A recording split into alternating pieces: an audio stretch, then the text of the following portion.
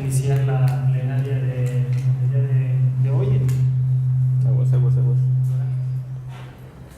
Y bueno, pues para mí es un gusto presentar a David Fernández Bretón. David hizo sus estudios de la licenciatura, si no mal recuerdo, en la Escuela Superior de Física y Matemáticas del Instituto Politécnico Nacional, en la Ciudad de México. Posteriormente hizo una maestría en Morelia, Michoacán, en posgrado conjunto en Ciencias Matemáticas entre la UNAM y la Universidad Michoacana. Y ahí hizo una tesis sobre álgebra y teoría de conjuntos, si no mal recuerdo, era sobre el problema de Weyl.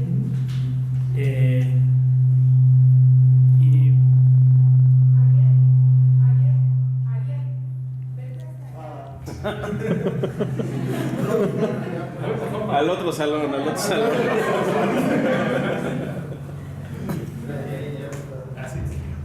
Hay que tener que estar separados los micrófonos. Bueno.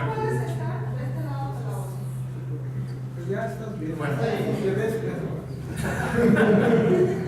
No Okay. puedes estar y bueno, hizo un trabajo como decía, en álgebra y topología, en la teoría de conjuntos, perdón, y posteriormente se fue a hacer un doctorado en la Universidad de York, en Toronto, con el profesor Juris Steplans, con la dirección de Juris Steplans, en cosas de combinatoria aditiva, combinatoria infinita.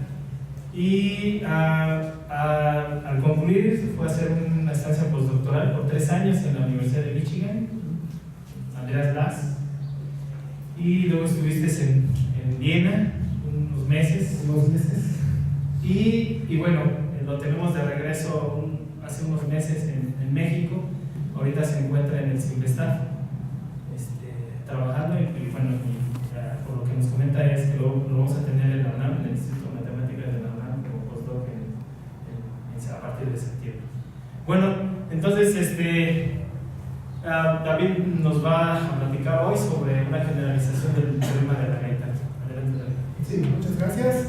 Pues, primero que nada, sí quiero agradecer a los organizadores por la invitación, por la organización y sobre todo por sacar adelante esto, a pesar de lo que ya sabemos en la UAM, ¿no? Que sí afectó parte del financiamiento de este evento. Bueno, entonces, lo que les voy a platicar es un poquito, este es un trabajo que hice con Nicolás Lamis. Él y yo fuimos contemporáneos postdoctorantes ahí en Michigan. Él es topólogo, yo soy conjuntista, entonces hicimos algo que más o menos intersecta las dos disciplinas. Entonces, voy a empezar recordando una definición que creo que todo el mundo se sabe. A ver, ¿quién me puede decir lo que es una N-variedad topológica? Una N-variedad topológica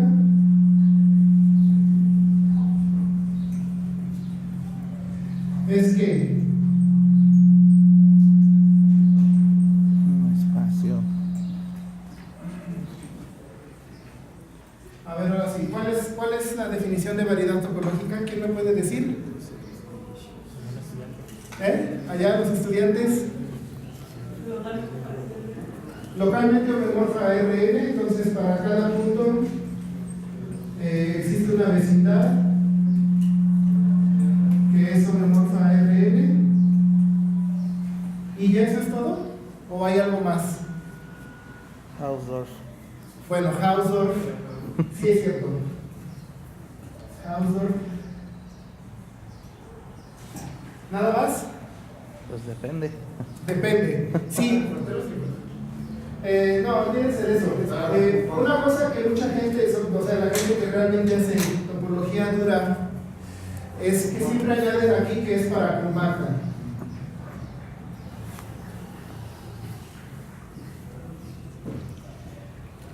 Siempre le añaden esa condición extra, y si uno toma cursos o revisa textos, por lo general a lo mejor te mencionan 1 o 2 ejemplos de algo que no es para compacto.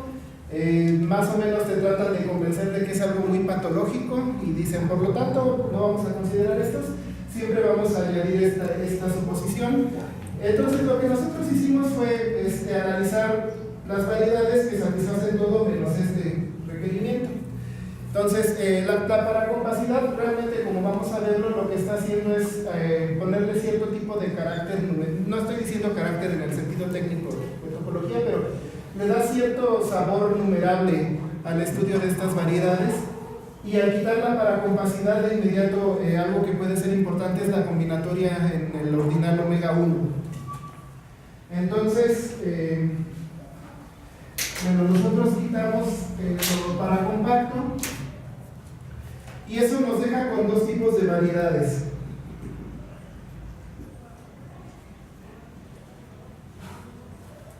Las metrizables,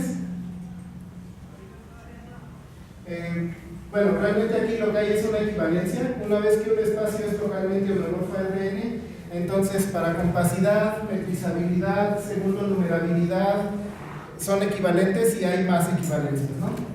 De hecho hay por ahí una lista de más de 100 equivalencias una vez que ya eres localmente homomorfo a Rn. Entonces las metrizables, equivalentemente paracompactas, segundo numerable, Lindelof, como en defensa sueco, ¿no? Y están las otras, las que les llamamos no metrizables.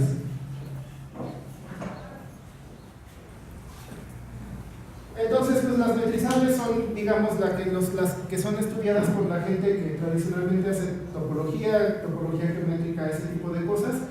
Y mi objetivo hoy pues es tratar de motivarlos un poquito a que vean que estas también se pueden estudiar, que no son tan patológicas como tradicionalmente se ha dicho, y que sobre todo pues en teoría de conjuntos yo creo que ya hemos ido desarrollando suficientes herramientas para trabajar con estas y realmente empezar a tener una idea de qué es lo que pasa. Entonces voy a poner unos ejemplos de variedades no metrizables. Uno sería la línea larga. Se agarra uno el ordinal omega 1,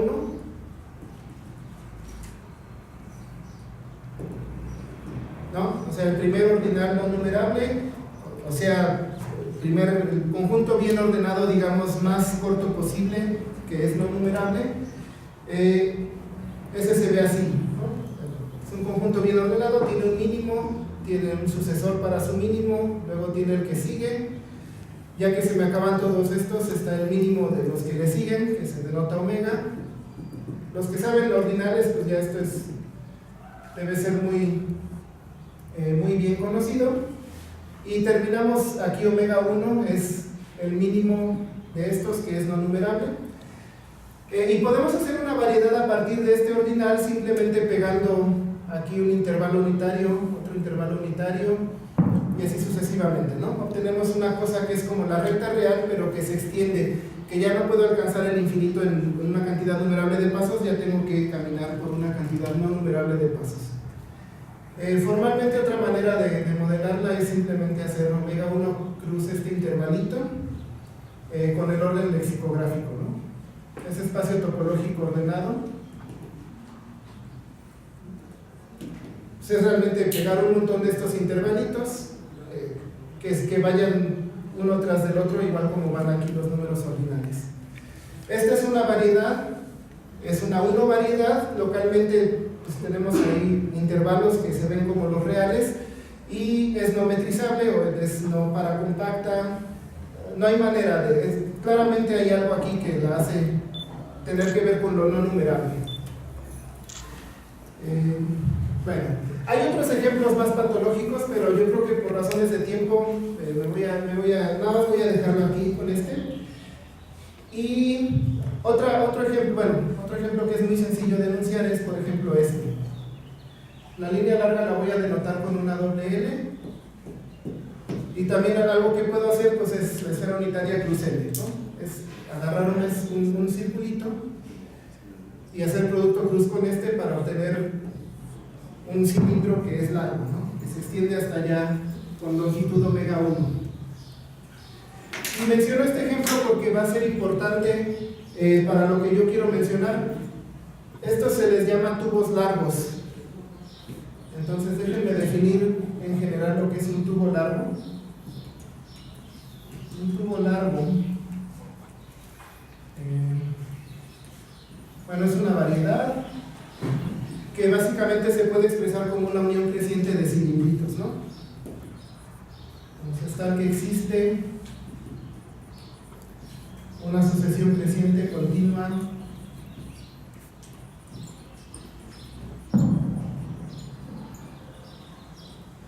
de conjuntos, de subconjuntos de bivariedad, tal que cada uno de ellos es un cilindro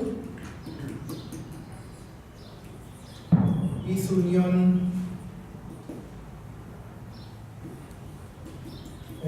¿no? Resulta que hay varios tubos, de hecho hay muchos tipos de tubo largo que no son mutuamente homeomorfos. Este es un ejemplo muy claro. Yo puedo descomponerlo así y así ir escribiendo mis cilindritos y expresar como esta unión creciente. Otra opción es agarrar bueno, una línea larga doble, ¿no? O sea, así como esta, pero imagínense que le pongo otra hacia allá, no numerable en ambas direcciones. Entonces esta la llamo así, línea larga, cruz ella misma, entonces obtengo algo así como un plano largo. Y luego yo le quito un puntito en el centro. Ese es otro ejemplo de un tubo largo, porque puedo empezar a descomponerlo como agarrando disquitos más y más grandes, ¿no? Cada uno de estos va a ser homeomorfo al cilindro y pegados todos juntos pues ya me dan bivariedad. Resulta que estas dos no son homeomorfas y hay muchos más ejemplos. Bueno, entonces esto es lo que es un tubo largo. ¿Por qué escribo esto?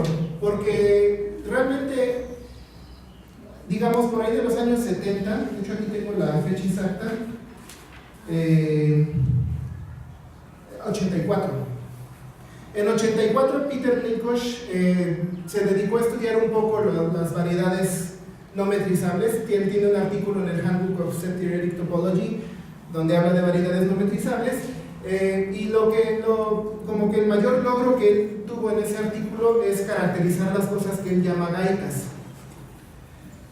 Entonces, déjenme platicarles un poquito ese teorema, y ese es el teorema del cual tratamos de hacer una especie de análogo más general nosotros. Entonces, primero definición.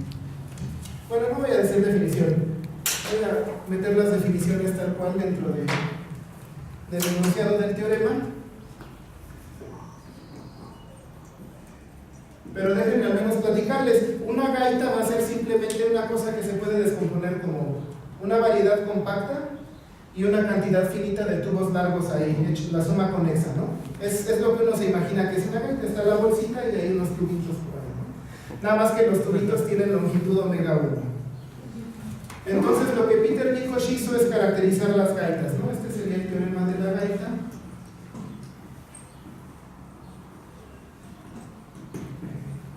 Nikosh, la fecha exacta pues no la sé, pero al menos esta es la fecha en que apareció impreso el teorema, y simplemente pues dice CAM una 2 variedad, una superficie no metrizable, digamos.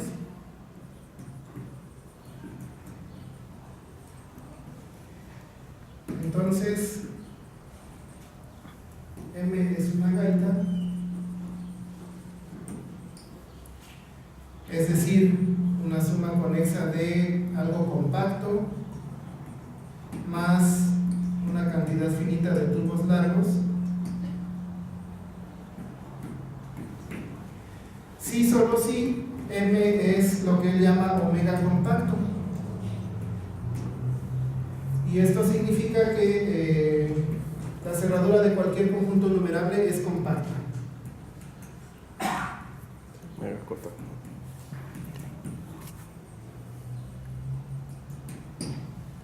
¿Vale? Entonces este es el teorema del 84. A partir de entonces pues se ha tratado de estudiar, hay un conjunto pequeño de gente activa, sobre todo en Nueva Zelanda, es donde está el grupo más que ha estado trabajando en estas cosas con más intensidad, y ellos pues han tratado de estudiar pues las cosas que no son gaitas, ¿no? O sea, aquí claramente una gaita dentro de lo que son variedades no metrizables es de lo más fácil de describir. Las variedades compactas, pues la gente que estudia variedades metrizables sabe que las compactas son las mejor comportadas, ya están bien clasificadas, entonces realmente pues ya sabemos lo que es. Y entonces en las superficies no metrizables, pues estas serían las que mejor se les puede ver estructura, ¿no? O sea, algo compacto, algo ya bien estudiado, bien conocido, y una cantidad finita de estos, ¿no?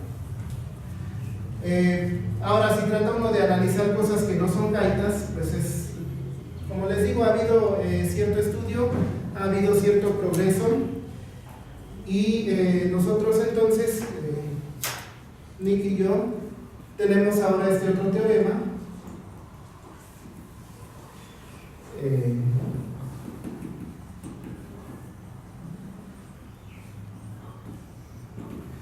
Y no puedo realmente enunciar ahorita el teorema. Yo creo que más que nada lo que voy a tratar de hacer en mi plática es motivar las definiciones de ciertas cosas, mostrar ejemplos, simplemente para que al final yo les deje con el enunciado del teorema y se entienda qué es lo que probamos. No me va a dar tiempo de probarlo, pero ese es mi objetivo, más que nada también para pues, motivarlos un poco a que igual se animan a trabajar en esto. Entonces, de momento simplemente voy a decir que es una caracterización de unas cosas que nosotros llamamos gaitas grandes.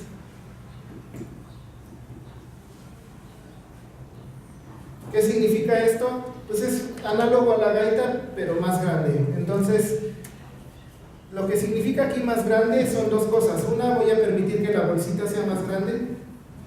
Entonces va a ser una suma conexa no ya de una variedad compacta, sino simplemente de una variedad metrizable,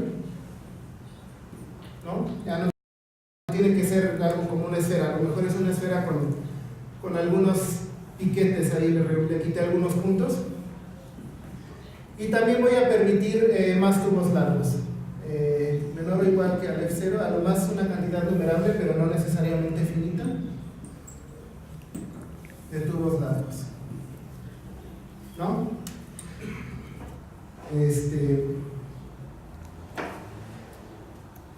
Por ejemplo, una posibilidad sería si agarramos un cilindrito normal, ¿no? S1 plus R, y acá, acá está R, en cada número natural, a la altura de cada número natural le hago un hoyito, y a lo mejor ahí le pego un tubo largo, ¿no? Uno como estos.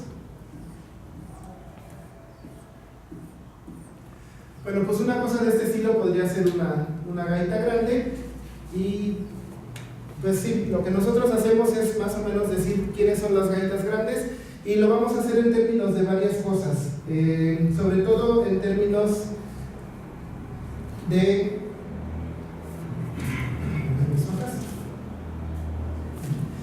sobre todo en términos de lo que se conoce como, en inglés le llaman space of events. Yo nunca he tenido claro cómo traducirlo. Yo aquí le voy a llamar espacio de extremos, porque la idea que me dan es que son los extremos a los que uno llega. Muy bien, entonces pues tengo que platicarles cuál es este space of events. Y entonces eso tiene que ver con una cosa que se llama la compactación de Freudenthal.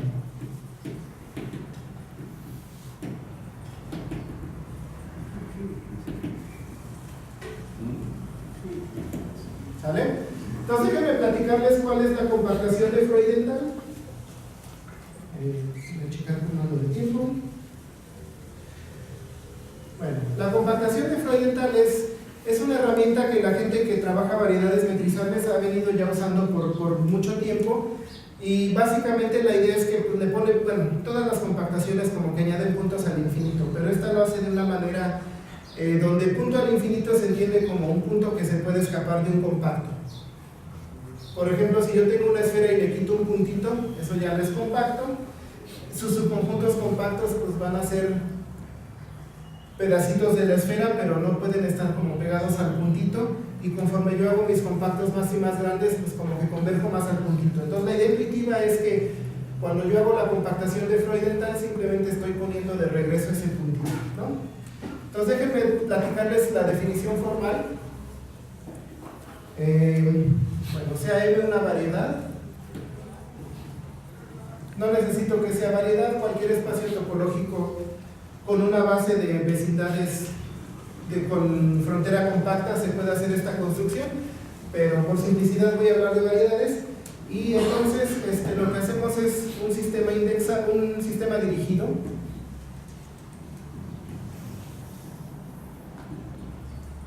indexado por los subconjuntos compactos.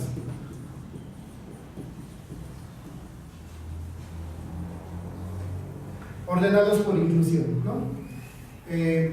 Y entonces, pues básicamente la idea es que los puntos de esta compactación o los puntos extra que añado, aparte de los que ya están en la variedad, van a ser aquellos puntos que quedan fuera de cualquier compacto, ¿no? Así es como entendemos en este contexto lo que significa irse al infinito. Entonces, simplemente lo que va a pasar es, para cada K, para cada compacto,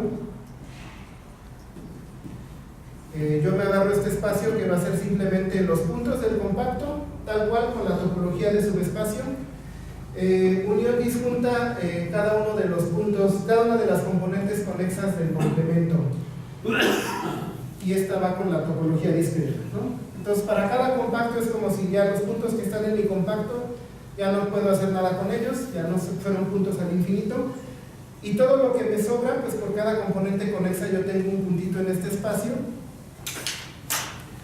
Y entonces para cada compacto tengo este espacio.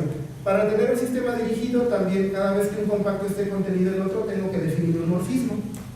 Entonces lo que hago es, si tengo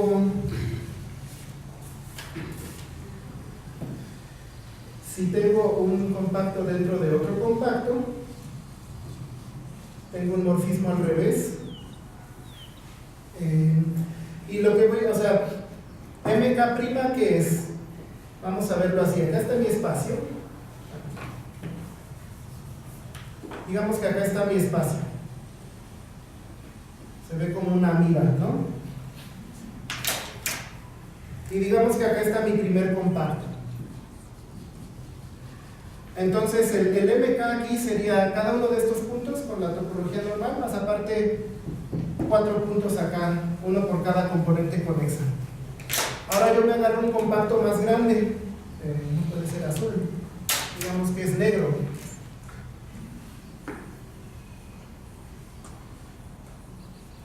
Este es K', ¿no? Entonces este espacio ¿qué es? Bueno, ya crecieron acá mis puntos, tengo más puntitos y también las componentes conexas del complemento. Por ejemplo, aquí había una y ahora ya hay 2. Y entonces el mapeo va a ser tal cual. Bueno, lo voy a escribir explícitamente. O sea, si un X está en K', pues simplemente lo mando a X, ¿no? No, esto no. Si X está en K, lo mando a X. O sea, estos puntos ya se quedan fijos. Sí. Los que están acá, pues es claro a dónde mandarlos, a la componente conexa donde pertenecen, ¿no? O sea, algún puntito acá negrito del K', pues lo tendría que mapear en el MK a la cosa que corresponde a esta componente azul, ¿no? X en K' menos K, componente, claro, ¿cuál componente? El componente del MK o de M menos K, que contiene a X.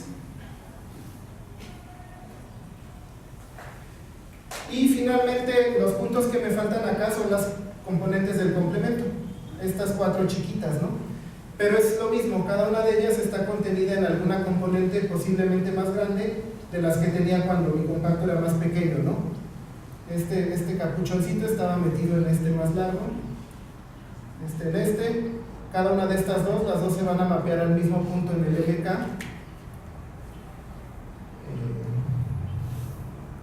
Sí. Componente X acá, componente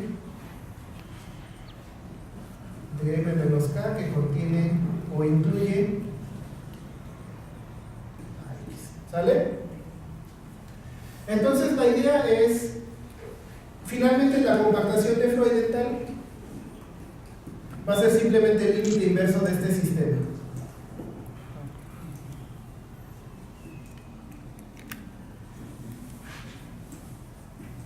¿Sale?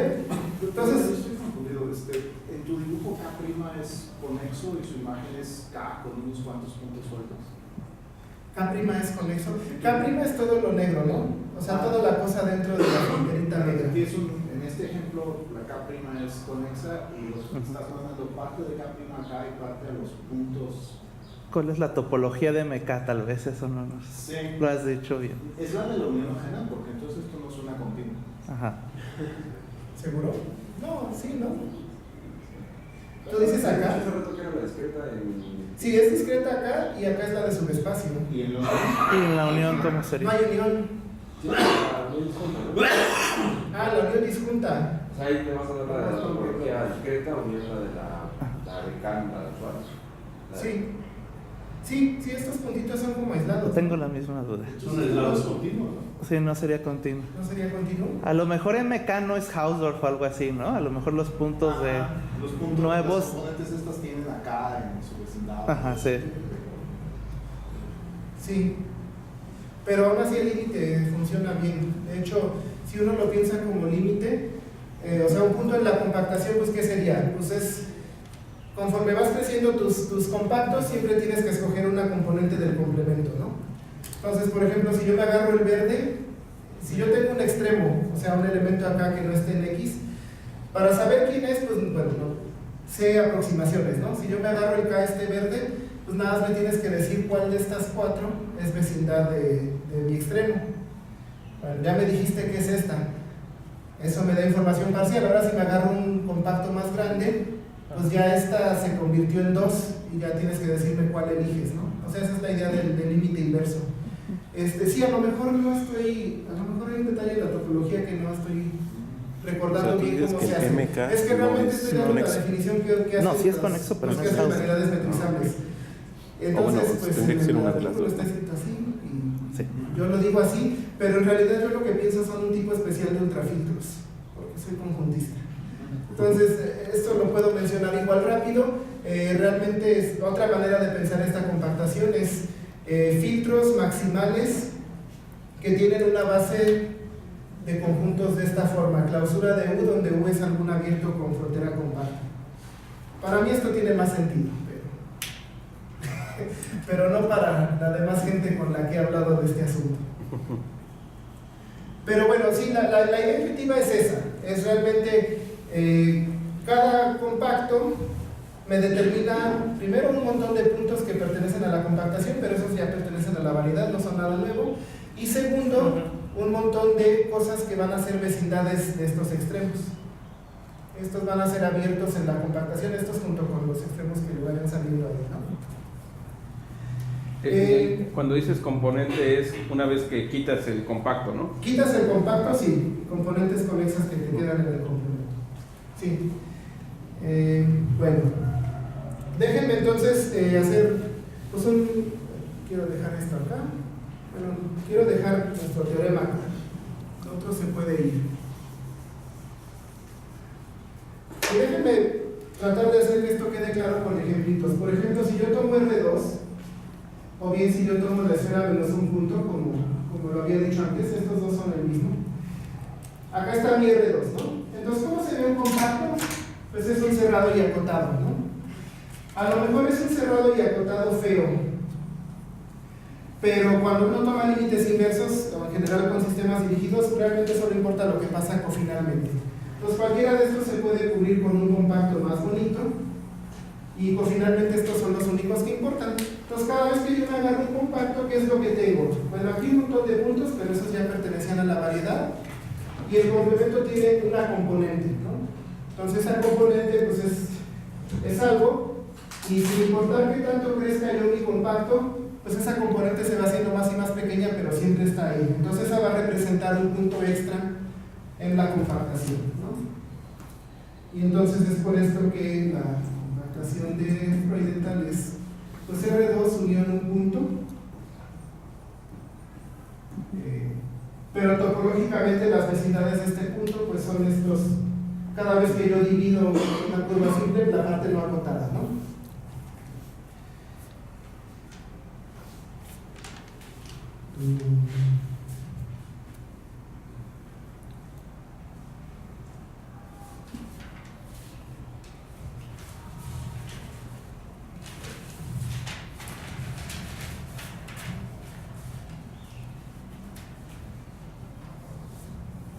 Perdón, ¿podrías Ajá. ¿podrías repetir qué tipo de ultrafiltros son los que estás considerando? Así como dijiste que lo piensas como... Bueno, no son ultrafiltros, son filtros. Filtros con una base de cosas de la forma clausura de U, donde U es abierto con vecindario, con frontera compacta. Con frontera compacta. Maximales respecto de esa propiedad. Ajá. No son realmente ultra, son maximales dentro del álgebra booleana de estos abiertos, ¿no? Bueno, son ultra en esa... Son la ultra booleana. desde ese son punto de vista, pero no Ya. son ultra de la manera como yo los pienso, ¿no? Ah, ok. O sea, Gracias. ahí te daría la esfera, ¿no? Sí, te da la esfera. Es la esfera. Si lo estaba pensando no como R2, sino como esfera de los puntos, pues me vuelve a poner ahí el punto, ¿no? Bueno, otro ejemplo que traía ahí muy elemental, pues es si el espacio ya es compacto, pues ya está. Ese mismo compacto está hasta arriba de mi sistema dirigido. Entonces nada más le pone ahí cada punto y ya no hay nada más. Entonces realmente es lo que uno esperaría. Y vamos a hacer un ejemplo que a mí me gusta mucho, pues es obviamente ya agarrarme algo no metrizable. Entonces hace ratito mencioné S1 cruz la línea larga, es esta especie de cilindro largo, ¿no? Si yo me agarro un compacto aquí, y lo crezco lo suficiente, finalmente los compactos pues los puedo pensar como cilindros cerrados así, ¿no? Pues imaginemos que este es cerrado por acá. Finalmente los compactos se ven así, entonces todos estos puntos me aparecen en la compactación y aquí hay una componente conexa del complemento. Crezco mi compacto, ya hay más puntos y aquí sigue habiendo esta componente conexa y entonces conforme crezco siempre hay aquí algo que es una vecindad de algo que al final me va a representar un extremo. Entonces la compactación de este S1 cruz L pues es simplemente S1 cruz L unión un punto como que al final, ¿no? Allá hasta allá, ¿no? Ahora, una cosa que es curiosa, para la gente que hace variedades metrizables, ellos usan esta compactación todo el tiempo y piensan en esta como algo que añade puntos y realmente no hay distinción entre estos puntos. Para ellos todos son iguales, nada más estoy rellenando los hoyitos.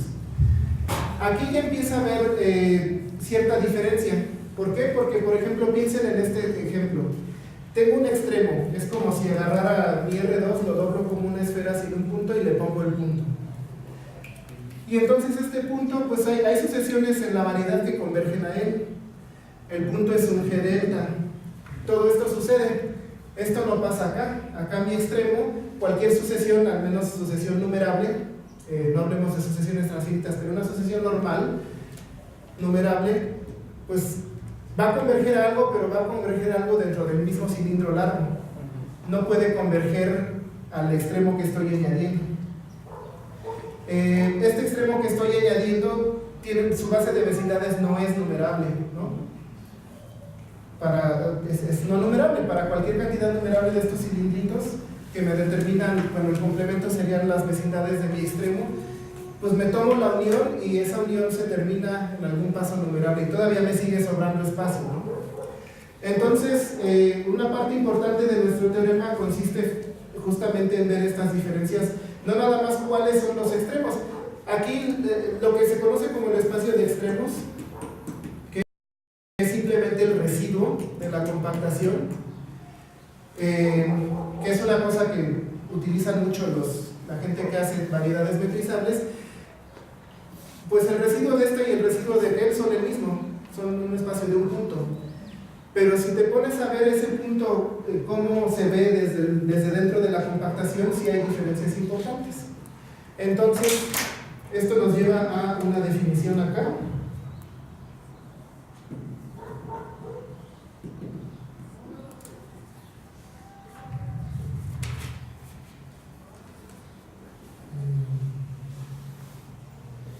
Agarramos un extremo acá, un extremo que realmente es extremo, alguien en el residuo, y le vamos a llamar un extremo largo si no está en la cerradura de ningún conjunto numerable.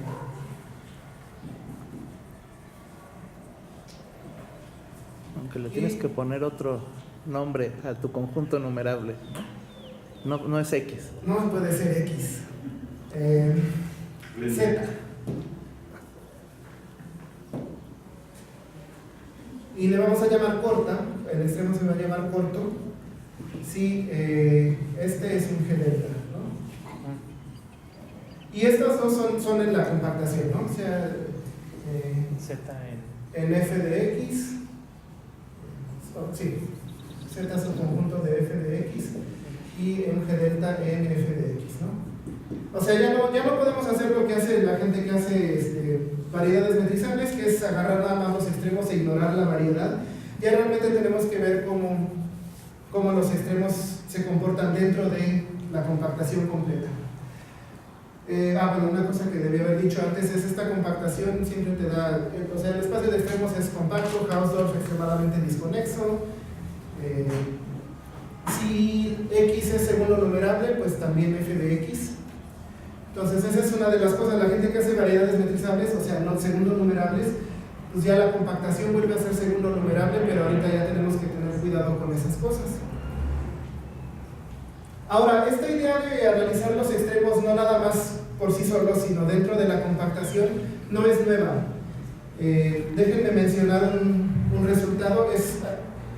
Hay un resultado muy fuerte que se llama la clasificación de las superficies. Bueno, la gente le llama clasificación de las superficies simplemente porque siempre que ellos dicen superficie, implícitamente está metrizable.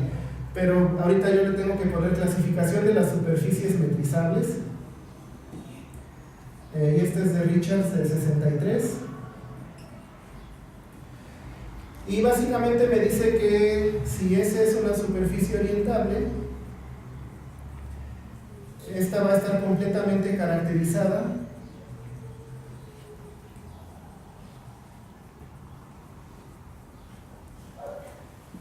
por dos cosas: su género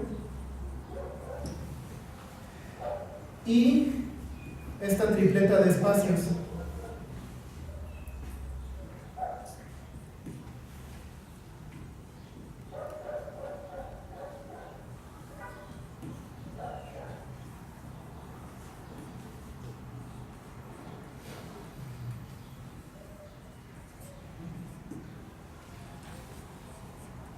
¿Sale? Entonces, ¿qué es lo que hizo Richards?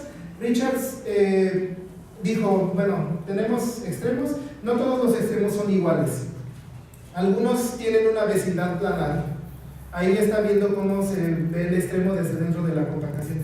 Algunos tienen una vecindad no orientable o bien orientable. Ahí también ya está viendo cómo se ven los extremos dentro de la compactación.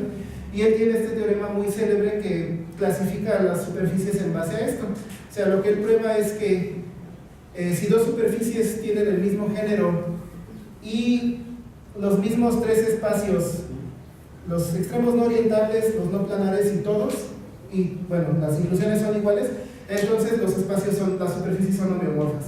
Y recíprocamente para cualquier tripleta de espacios segundo numerable Hausdorff extremadamente desconexos, así, existe una única hasta homeomorfismo, superficie con esas características.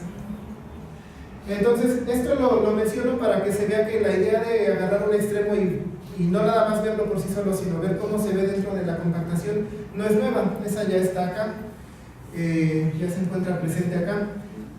De hecho, y aquí cabe mencionar que si uno lee el artículo de Richards, cuando hace la recíproca de la caracterización, cuando dice cualquier tripleta de espacios, él dice cualquier tripleta de espacios compactos, separables y extremadamente desconexos.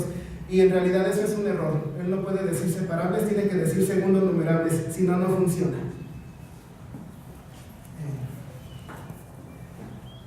Bueno, entonces lo que nosotros tratamos de hacer es algo análogo. Vamos a tratar de hablar de cuáles extremos son largos, cuáles extremos son cortos y ver si de esa manera podemos detectar cuándo una variedad es una gaita grande, ¿no? Nada más que, bueno, y aquí en la definición, bueno, regresando a esto, entonces ya dijimos que los extremos se comportan diferente, ¿no? Un ejemplo de extremo largo pues sería este de acá, ya expliqué, ¿no? Si tienes una sucesión de cosas o un conjunto numerable, como este tubo tiene longitud omega 1, pues la cerradura del conjunto numerable se queda encerrada en algún paso numerable del proceso, ¿no? El extremo sigue quedando fuera de eso. Entonces, este punto al final sería un ejemplo de un extremo largo.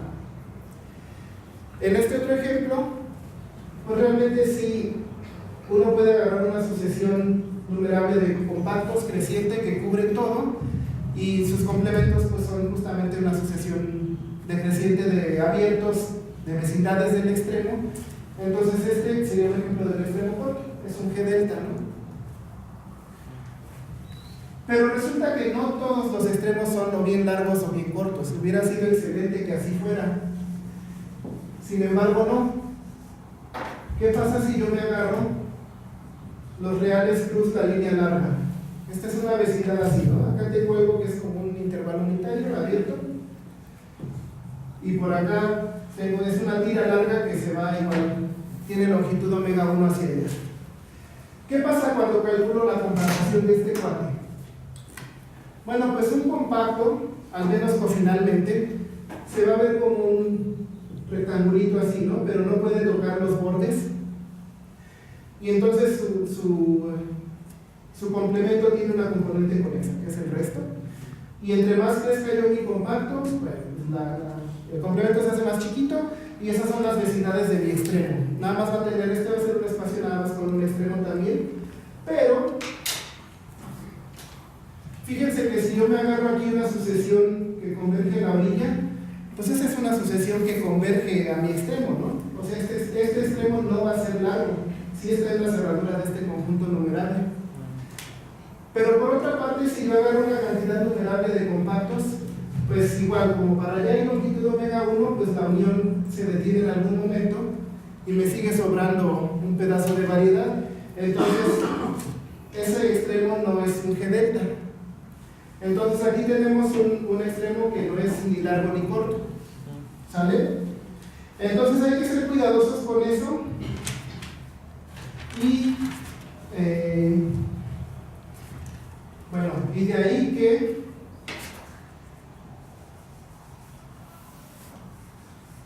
nuestra caracterización se ve como sigue. Sea M una variedad no metrizable,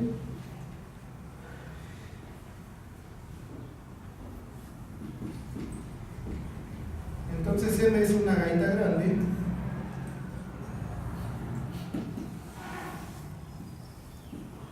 sí, solo sí. Bueno, pasan dos cosas. M, bueno, voy a ponerlo explícitamente, todo extremo es corto o largo. Primero, no tiene que tener extremos patológicos, y dos, el espacio de extremos es el 1 numeral.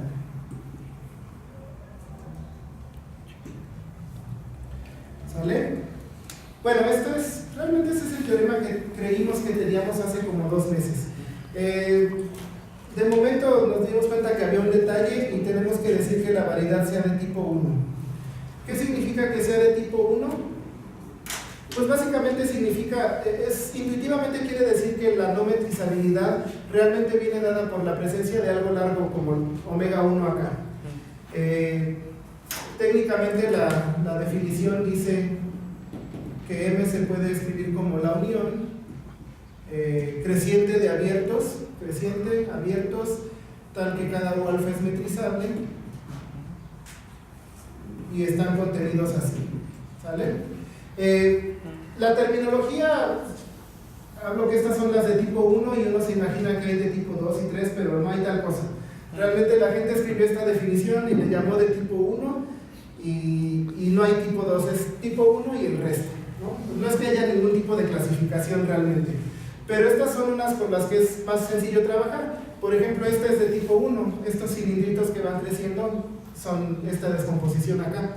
Hay ejemplos más patológicos, hay una cosa que se llama la variedad de Prüfer, donde yo lo estoy haciendo no metrizable, como que pegando un montón de rectas reales en un montón de puntos, Y entonces el detalle no es tanto que la variedad se me extienda hasta el infinito en longitud omega 1, sino más bien como que puse muchos puntos juntos. Entonces, de hecho no hay tantos ejemplos de cosas que no sean de tipo 1, y eso es lo que ahorita nos está dificultando. Quisiéramos quitar esta suposición, pero no hay contraejemplos a la mano y no hay teoría para demostrar que no se puede. Pero al menos esto estoy seguro que es cierto. El tipo 1 tenemos la caracterización, simplemente usa los extremos y segundo numerabilidad de este, ¿sale? Realmente necesitamos estas dos hipótesis. Necesitas que todo extremo sea corto o largo, porque si no, bueno, acá hay un contraejemplo muy claro. Esto no es una cosa de las que nosotros denominamos gaitas grandes. También, ajá. Entonces ahí no entendí. La sucesión esa que mencionaste ahí, es decir, la compactación de Freudenthal de ese, es también aumenta solo un punto. Aumenta solo un punto, sí, pero ¿dónde pones el punto? Bueno, o sea, está como que en este borde. O sea, pegas todo. Entonces, todos sí, los bordes los pegas pegas todo. al otro. Sí, entonces si te acercas por acá, pues sí alcanzas en una cantidad muy grande de pasos, pero si te tratas de acercar por acá, ya no se puede. Una Sí. botellota, ¿no? ¿Cómo? Como una botellota, ¿no? O sea, como aquí localmente pareciera una esfera, pero se sigue pegando. Sí, es una cosa rara. ¿Y por qué necesitamos que esta sea segundo numerable? Bueno, no sé por qué lo necesitamos. No podemos quitar esa suposición tampoco, y esto ya nada más voy a mover mis manos sin escribir nada. Para los que saben lo que es un árbol de Aronsheim, ese es un ejemplo maravilloso. Te agarras un árbol de Aronsheim, en cada nodo pegas una esferita y lo pegas a su sucesor con un cilindrito, y hay que quitar algunos puntos en los límites para que la cosa sea una variedad, y hay que hacer cosas técnicas, pero la idea es el árbol de Aronsheim. Sería un ejemplo donde todos los extremos son cortos, no llega a ser una gaita grande porque los niveles se siguen extendiendo, y entonces el detalle está en que sus extremos es un espacio que no es segundo numerable. ¿Sale? Bueno, y ya para terminar, realmente se me pasó a decirlo, pero yo creo que sí es interesante, entonces lo quiero mencionar. Esto de meter el espacio de extremos en el estudio de estas cosas realmente ayuda mucho, y una muestra de ello es que también podemos como que extender el teorema original de Nikosh, de las gaitas tradicionales, compacto y una cantidad finita de tubos largos, que Nikosh caracterizó como aquellas superficies que son, bueno, esta cosa de omega compacto. También podemos escribirlo en términos de los extremos. M es una gaita si solo si todo extremo es largo. Entonces esto es muy sencillo de probar, y es como que una vez que introducimos estas definiciones, lo primero que dice es, fíjense, si es útil, nos arroja más luz acerca de un resultado que ya se conocía, y pues a la hora de extender lo que entiendo por gaita, bueno, pues tengo que considerar más tipos de extremos, pero aquí está una ¿No caracterización. tienes que poner ahí también segundo numerable? No, es maravilloso. Suponer que son largos como que te fuerza a que haya una cantidad finita de ellos, y cada uno de ellos te detecta que ahí es donde están los tubos largos. Y no hay nada más porque la bolsa de la gaita es compacta. Aquí la quiero hacer metrizable, no necesariamente compacta, entonces tengo que permitir otros extremos también, los cortos. Pero igual tengo que prohibir los híbridos como aquel de allá. Entonces, pues, también quería mencionar preguntas abiertas. No hay ninguna así, digamos, concreta, pero yo creo que como tal, sí se ve que esto tiene futuro si uno quiere buscar problemas, ¿no? Una pregunta obvia en la cual estoy trabajando es: ¿podemos quitar tipo 1? Pero hay otras, o sea, uno puede empezar a estudiar estas variedades no metrizables.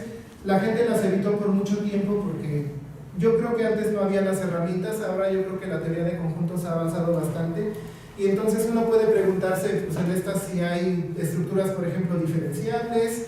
Sería interesante meterse a ver cosas del mapping class group. Yo creo que todo eso que la gente de topología tradicional hace, antes a lo mejor no se podía hacer acá, pero a lo mejor ahora ya hay suficiente conocimiento colectivo como para atacar algunas de estas preguntas productivamente. Entonces, a la vez de mostrar mi resultado, también quería invitarlos un poco a que se interesen en esto, y eso sería todo. Muy bien.